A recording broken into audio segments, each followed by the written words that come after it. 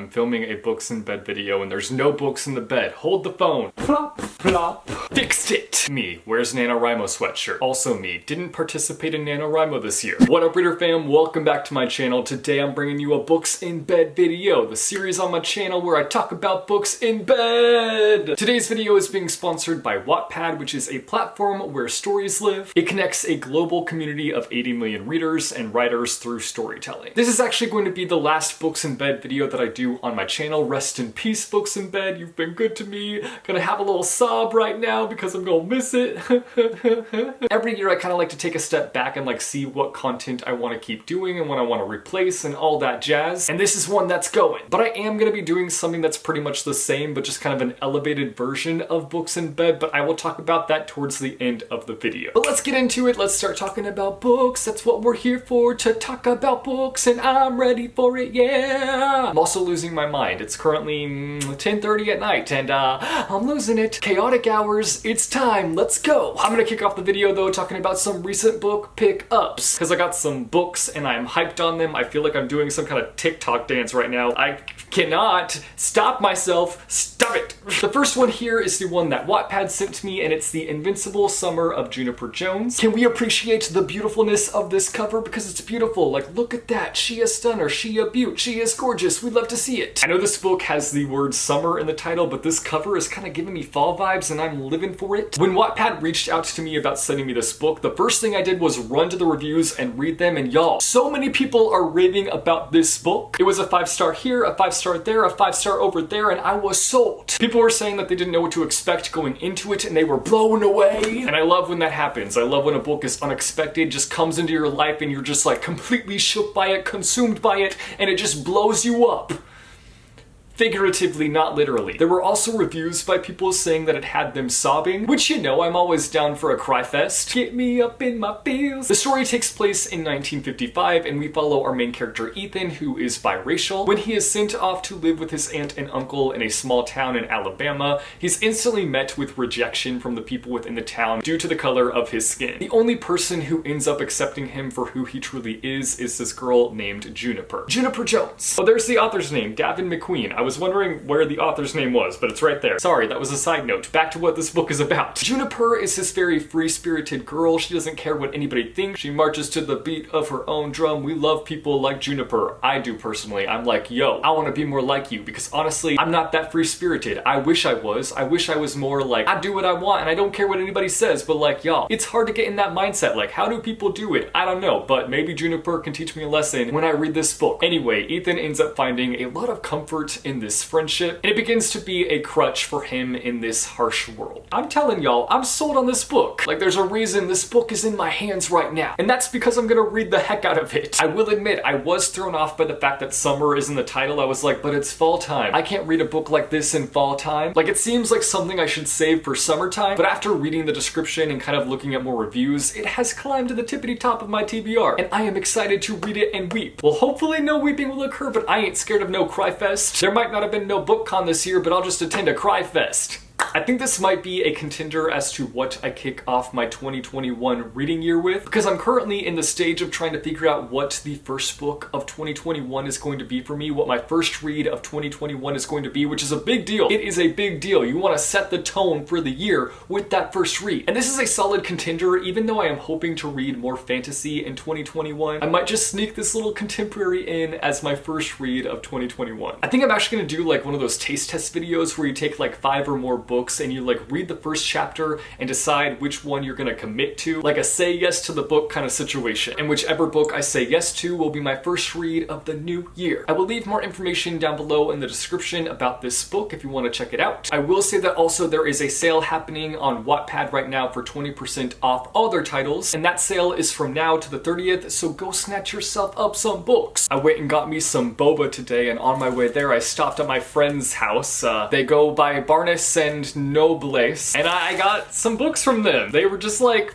here. And I was like, oh, do you want cash? And they're like, yes, we do. So I gave them some cash and they gave me the books. They're great friends. I wish that they would give me books for free. Anyway, the first one I have here is The Ballad of Songbirds and Snakes. I finally caved. I got the book. I'm gonna read it. I've been putting it off. I don't really know why I've been putting it off. I just haven't really been that excited for this book, and I think it's because it follows President Snow. Like, I'm sorry, I just don't have an interest in reading about President Snow. Like, I don't have that big of an interest in learning about him. I don't feel like I will feel sorry for him in reading this. I don't know if that's what this book is gonna try to do, or if it's just like depicting his character. I'm a little hesitant going in, I'm not gonna lie. I'm gonna try to go into it with a clear mind, but honestly, I'm pretty skeptical. I really haven't heard anybody's opinions on it, so I'm really curious to know how I end up feeling about it. Like, maybe because I am going into it super skeptical, I'll end up really enjoying it, but I don't know. We'll see. Ambition will fuel him, competition will drive him, but power has its price. I always love when books have that little vague description on the back. It just like makes the book sound so epic. We'll see how epic you are, Mr. Ballad of Songbirds and Snakes. Don't know how epic you can be with a title like that. I will say, I do love the naked hardback, like, woo, love that gold foiling. Also, dang, this is bigger than I expected it to be. 517 pages.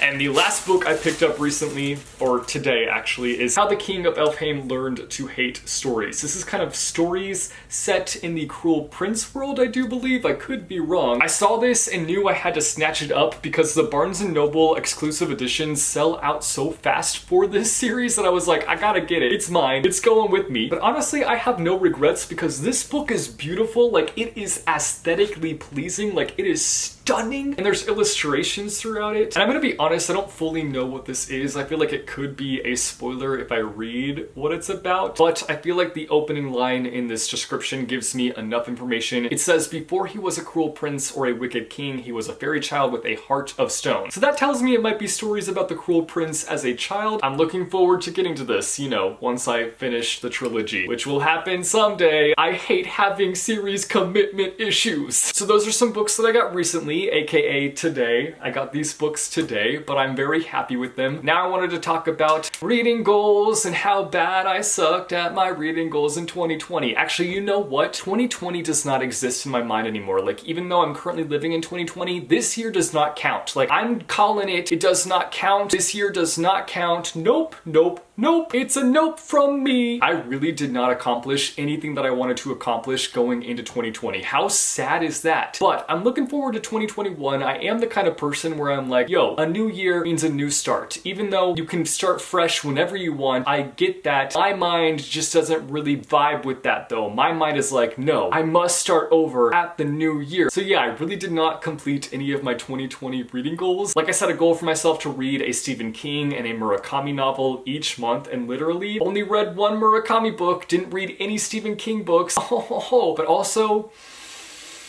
might have, discovered that Stephen King isn't for me. I don't know. Ooh, that might ruffle some feathers. I need to try out another one before I call it quits on him. Oh, let's move on here. There was other goals that I had. Oh, another goal that I had was to read 100 books this year, and like, yeah, that's not gonna happen. I think it was more of a like, in the back of my mind, I want to read 100 books, but the Goodreads goal that I set for myself was 75 books, which currently, while filming this video, I'm 6 books behind. There is no way I'm gonna be catching up with that Goodreads goal. It's okay, because again, 2020 doesn't count, which is why I'm really looking forward to 2021 and setting some new goals for myself, some new reading goals, which I will be making a reading goals video at the beginning of the new year. But I want to hear from you guys. What kind of reading goals are you setting for yourself in the new year? I feel like one of them for me is going to be like read 100 books, but I think the biggest thing that I want to tackle with my reading life next year is just experimentation. And by that, I mean just reading a bunch of books outside of my comfort zone, just like not being afraid to go after books that I'm kind of scared of, not necessarily scared of, but intimidated by. Like, I want to stop holding myself back, which, you know, it's really hard to like stop doing that. It's really hard to be like, yo, you're holding yourself back. Like, this is a mirror, me talking to the mirror, you're holding yourself back. Like, it's hard to like attack yourself like that, but like, I need to attack myself, you know? Like, I need to experiment more with different types of books, and I'm excited about it, but I know it's gonna be a challenge to get there because I'm the type of person where once I find comfort in something, I don't wanna leave that thing. Like, I am comfortable here, why would I wanna disrupt that? But I also recognize the fact that I need to let go of this comfort in order to challenge myself myself to learn and to grow. I'm just going to be taking it one day at a time. Let me know down below in the comments some goals that you are going to be setting for yourself in terms of reading for next year. That way I can have some inspiration for my own goals and we can motivate each other. I wanted to touch on the Goodreads awards just a little bit, even though I feel like everyone ever has already said their piece, has already given their hot take on the Goodreads awards, but I wanted to say what I had to say too, so I'm gonna say it. I find them really frustrating, just like everybody else. It makes no sense to me when they put up the Goodreads awards and you're going through the books, you're going through the sections, and there are books on there that haven't even come out yet. Like, how am I supposed to vote on a book that I haven't even read, that nobody's even read unless they have an arc? Like, I can't vote for a book I haven't read. I literally was only able to vote in one category this year, which was just annoying as heck. Like, I want to be voting in all the categories, but I can't, which is not only Goodreads' fault. Like, I'm at fault here too, because I do not keep up with new releases, like, at all. Like, I'm really bad at keeping up with new releases. I feel like a lot of people think that I am really good at it, but no, I'm not. I'm still reading books from 2015. But I think the most annoying thing about all of this is knowing the fact that Goodreads will never change, because Goodreads do not listen to the people.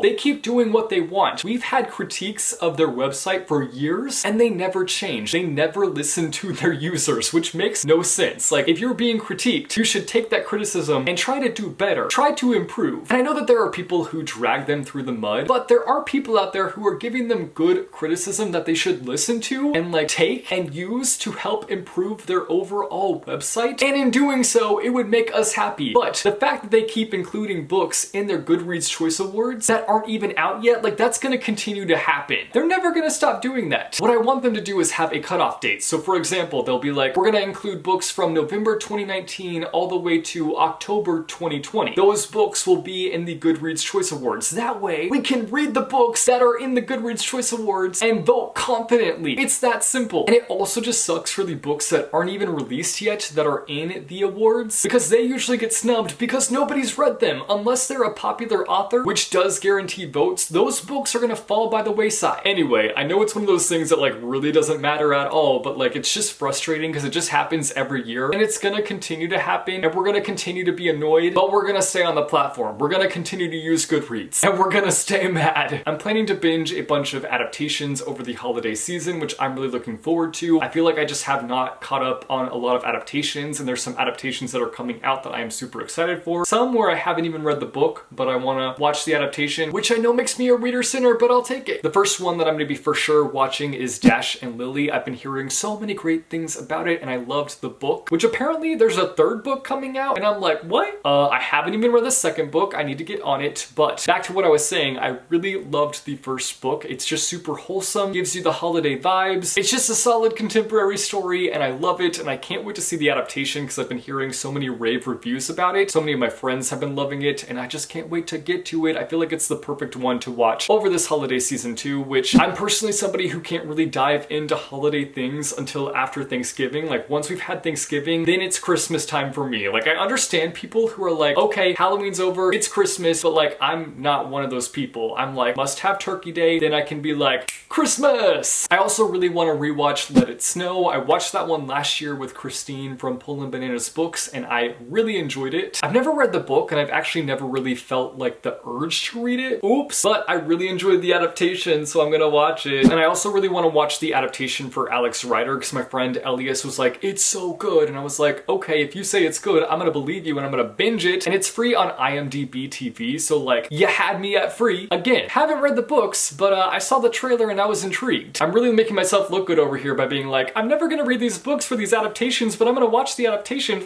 It's fine. Everything's fine. So those are some adaptations that I'm gonna be watching over the holiday season. Let me know down below in the comments if you are planning to watch any as well and which ones they are. Let me know down below. Lastly today, I'm just gonna be talking about my current reads, and by current reads, I mean my current read, not plural. I'm only reading one book currently, and that is The Gilded Wolves, this beautiful book right here. I'm only like a chapter into it, but I'm really enjoying it so far. Like, it's been a solid chapter. I went into this one being a little bit judgy. I was like, I'm not gonna like this, just because when the reviews came flooding in for this book right off the bat, people were like, oh, it sucks. And I was like, okay, then I'm gonna avoid that book. But it's our Booksplosion book of the month for the month of November. So that was kind of the push for me to read it, but I'm already really impressed by it only by the first chapter. I totally get what people mean when they say that this book is super slow. Like, I get that, but I don't see it as a bad thing yet. Like, personally, so far, it's great. Again, only a chapter in, but like, I stand the characters already. I'm like, you're so dope. And the world itself is already super rich, which I think that that might actually be another reason as to why people didn't like this book, is because of how rich the world is. And I don't mean that they didn't like the rich world. I think that they didn't like the delivery of it, which I, again, can kind of understand, because there is a lot embedded throughout the story that if you miss something, it completely throws you off. So for me, in the one chapter that I've read so far, I like have done so much backtracking just to make sure that I fully understand everything, which is understandable. I get that that could be a frustrating thing, but like, I love it so far. I'm excited to get deeper into it. I hope that I end up loving it hardcore and that it just becomes a new favorite of mine. I'm excited to see if that does end up being the case. Let me know down below in the comments if you guys have read The Gilded Wolves and what you thought about it. I think after I read The Gilded Wolves, I might be moving on to The Ballad of Songbirds and Snakes, just because I feel like I just need to tackle this one and just go for it, see if I love it, see if I hate it, just get it done with, just rip off that band-aid. I feel like I'm dreading it, but like, I love Suzanne Collins' writing, so I feel like it's not gonna be a pain to read. Like, I feel like I'm gonna enjoy the process. I'm just more so not excited to read about President Snow. Like, shoo fly, get off of me. Be sure to let me know down below in the comments what you guys are currently reading, because I would love to hear from you. Alright, that's it for the last episode of Books in Bed. It's been a fun ride, which actually reminds me that I was going to tell you guys what I'm going to be doing with this series, and I'm basically just going to be reformatting it. Instead of calling it Books in Bed, I'm going to be calling it Books Before Bed. I've been trying to figure out a way to where I can be more interactive with you guys, because I made this YouTube channel to interact with you guys, to connect with you, and I feel like I don't do that enough, and I just felt like a solution to that might be a live stream format where I can come on here and chat with you guys and we can just hang out. So that's what's going to be happening. There's going to be a lot more to it. I haven't fully fleshed out the idea yet, but I will be talking about it more in my 2021 reading and video goals video, so look out for that. But yeah, thank you guys so much for watching. If you like this video, be sure to go and hit that like button. If you want to see more bookish content from me, be sure to go and hit subscribe or go and hit that bell icon and you'll be notified every time I post new videos. As always, thank you guys so much for watching. I hope your day is bright,